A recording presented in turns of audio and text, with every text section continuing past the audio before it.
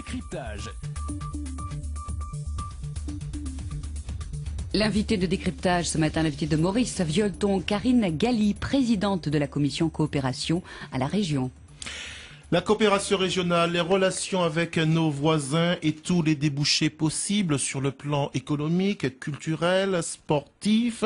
Cette coopération régionale souvent annoncée et souvent des déceptions. Bonjour Karine Galli. Bonjour Maurice Violeton, bonjour à tous les auditeurs de Martinique Première. Vous êtes présidente de cette commission coopération et affaires européennes à la région. Ce volet coopération qui s'accélère brusquement avec 3 événements coup sur coup. La venue ce matin du Premier ministre d'Antigua et de Barbuda, le retour d'une délégation du Conseil régional du Brésil et puis l'organisation des États de la Caraïbe orientale qui se dit favorable à l'adhésion de la Martinique. La coopération régionale, Karine Galli, il y a des fois, il n'y a rien et il y a des fois, il y a beaucoup de choses. Que doit-on penser de ce qui se passe aujourd'hui ? Eh bien, d'abord que la coopération par essence est un travail de longue haleine et que c'est vrai qu'elle peut être amenée à faire des bonds et des sursauts. Mais en tous les cas, dans le cadre de cette mandature, le président Serge Letchimy a tenu effectivement à donner une orientation très particulière à la coopération régionale. En quoi c'est différent par rapport à ce qui se faisait auparavant ? Alors, la grande différence, c'est certainement d'insister sur le caractère opérationnel de la coopération.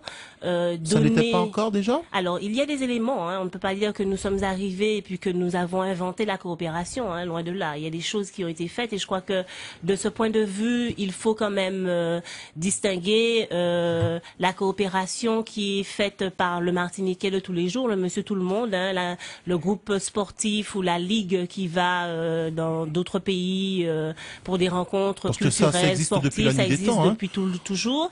Et puis, il y a la coopération qui est d'un niveau beaucoup plus institutionnel et qui là concerne les institutions à la fois politiques, administratives ou autres.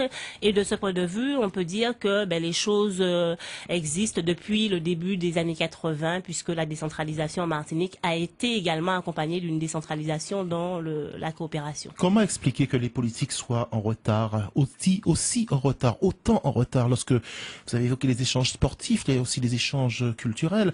Pourquoi les politiques prennent le train en retard? Alors, la question du retard est à relativiser, parce que c'est vrai qu'il n'est pas évident d'établir des contacts avec d'autres partenaires, surtout à un niveau institutionnel. Dans la Caraïbe particulièrement, lorsque l'on sait 20 kilomètres de chez nous ? Alors, 20 kilomètres, certainement, même moins parfois, mais il faut tenir compte du contexte que je vais dire géopolitique. Vous avez beaucoup d'îles de la Caraïbe qui changent de gouvernement. Vous avez beaucoup de mouvements qui s'opèrent au niveau institutionnel, en tout cas.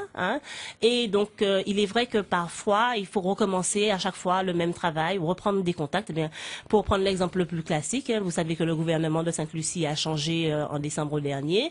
Et donc, il faut, de ce point de vue, reprendre des contacts avec le nouveau gouvernement, lui réexpliquer quelles sont nos attentes et notre volonté, notre intention de coopérer avec lui. Donc c'est vrai que parfois, ça peut être amené à retarder les choses. Alors cette coopération régionale, c'est vrai que ça fait très tendance, très mode d'en parler depuis les années 80, même si certains mouvements nationalistes dans le temps l'avaient déjà évoqué depuis les années 60. Alors nous, on en parle de plus en plus, mais est-ce que nos voisins souhaitent réellement coopérer avec nous? Ah oui, je pense que de ce point de vue, il y a une volonté véritable, d'une part, que nous soyons pleinement considérés dans notre environnement régional, donc comme des Caribéens à part entière, mais surtout aussi, je pense que nos voisins sont très friands d'une certaine expertise que nous pouvons avoir à échanger avec eux, et de ce point de vue-là, tous les contacts que nous avons eus sont très favorables au développement d'une coopération avec eux. Parce que nous sommes des portes d'entrée pour ces voisins-là vers l'Union européenne, qui représente quand même...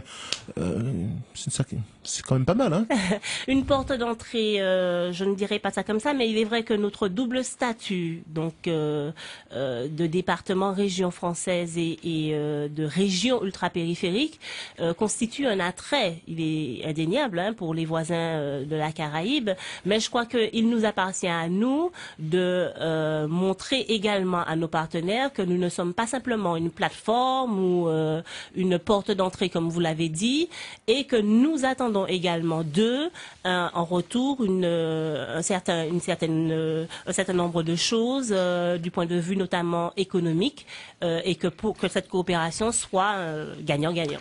Mais justement, comment évaluer ce niveau du gagnant-gagnant? En quoi serions-nous gagnants et en quoi eux seraient gagnants? Et comment on peut évaluer ce genre de choses? Alors tout simplement du point de vue d'un certain nombre de projets, puisque vous savez que nous avons des fonds qui nous permettent de financer les actions de coopération. Ce sont les fonds Interreg. Essayer de changer la vision qui a été celle qui a été pratiquée jusqu'à présent, selon laquelle eh bien les Martiniquais, les Guadeloupéens ou les Guyanais sont les financeurs des actions de coopération et puis les voisins de la Caraïbe n'apporteraient que ce qu'on appelle généralement de la valorisation, c'est-à-dire du personnel, etc., etc.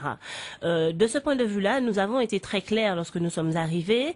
Nous avons également signalé qu'il serait opportun que les voisins de la Caraïbe soient également des financeurs, des cofinanceurs dans les actions Interreg que nous serions amenés à mettre en place. C'est nouveau ça. Oui, il faut quand même de ce point de vue faire évoluer, je pense, la conception de la coopération. Ce n'est pas simplement donner, mais coopérer, ça veut dire opérer avec l'autre. Donc déjà du point de vue financier et cette conception-là du fait que par exemple nos voisins de la Caraïbe bénéficient de ce qu'on appelle les fonds européens de développement, eh bien parvenir à coordonner ensemble ces fonds-là, fonds Interreg, fonds européens de développement, pour pouvoir effectivement mettre en place un certain nombre de projets, qu'il s'agisse de câbles sous-marins ou de tout autre type d'action que nous serions amenés à, en tout cas, projets structurants que nous serions amenés à mettre en place. Alors, en tout cas, à l'unanimité, les élus du Conseil régional sont d'accord pour que la Martinique puisse faire des démarches vers la Caraïbe. Tout à l'heure, Baldwin Spencer, c'est le Premier ministre d'Antigua et de Barbuda, il est également membre de la haute autorité de l'Organisation des États de la Caraïbe orientale. Tout à l'heure, monsieur Spencer va débarquer en Martinique, il aura une rencontre avec Serge Letchimy. De quoi sera-t-il question, sachant que l'OECO a déjà donné son accord de principe pour l'adhésion de la Martinique? Monsieur Letchimy va demander quoi? Quelles seraient les modalités de nos relations avec la Caraïbe, c'est ça? Alors, la venue du Premier ministre Spencer a un double objectif. Effectivement, il va confirmer très officiellement au président Letchimy l'accord donc des chefs d'État et de gouvernement de l'OECO quant à l'adhésion, la demande d'adhésion de la Martinique à cette organisation régionale dont le siège est tout à côté de chez nous, à Sainte-Lucie. Et surtout, il va donc intensifier ce qu'on appelle la coopération bilatérale, c'est-à-dire la coopération entre Antigua et Martinique sur des domaines d'action que nous avions déjà identifiés et en premier chef le tourisme. Parce qu'il ne faut pas oublier que cette venue s'inscrit en fait dans le prolongement d'un certain nombre de missions préparatoires qui ont été élaboré donc le mois dernier particulièrement, puisque son ambassadeur Henry était venu en Martinique en novembre dernier, où nous l'avions rencontré et discuté sur la volonté commune de la Martinique et d'Antigua Barbuda de développer donc des axes stratégiques en matière de coopération. Donc cette visite a un double objectif. D'abord, bien évidemment, la question de l'intégration de la Martinique en tant que membre associé au niveau de l'OECO, mais aussi signer ce qu'on appelle une déclaration d'intention qui marque la volonté des deux territoires de coopérer donc sur des axes très stratégiques comme le tourisme, l'agriculture, etc. Tout cela, etc. c'est quand même, Madame Galli, c'est quand même le fruit d'une politique qui existe depuis des années. On n'a pas attendu l'arrivée de Serge Letchimy à la région pour que ça se fasse, tout ça. Mais il est évident qu'on n'a pas attendu la venue du président Letchimy pour que ça puisse se faire, mais bien évidemment, c'est le président Letchimy qui a travers sa volonté. Et puis surtout, je crois que il faut souligner l'évolution législative depuis les années 2000 particulièrement, puisque la loi d'orientation pour l'outre-mer a facilité cette possibilité pour les territoires français de mettre en place des mécanismes de coopération. Alors, cette semaine, nous avons beaucoup parlé du Conseil régional qui s'est rendu au Brésil, dans les départements de de para, il est question d'échanges, il est question de conventions. C'est très surprenant quand même qu'on aille jusqu'au Brésil alors que nous avons des mastodontes dans le bassin caribéen. On peut parler de la République dominicaine qui est quand même considérée comme étant le grenier de l'agriculture de la Caraïbe. Il y a un pays qui fait beaucoup et dans tous les domaines, c'est par exemple le Mexique, également le Venezuela, il y a également la Colombie. Pourquoi le Brésil? Alors, il n'y a pas d'antinomie. Je crois qu'il faut avoir une conception très large de la Caraïbe et nous nous inscrivons dans cette vision de la Grande Caraïbe qui comprend à la fois les États et territoires insulaires, donc les îles de la Caraïbe, mais aussi les États du bassin Caraïbe, toute la côte d'Amérique latine, qu'il s'agisse effectivement du Brésil, de la Colombie, du Venezuela, etc. Et de ce point de vue, je dois quand même vous rappeler que nous sommes membres associés au niveau de l'Association des États de la Caraïbe qui comprend 25 États et territoires de la Caraïbe et donc il y a une dimension Grande Caraïbe.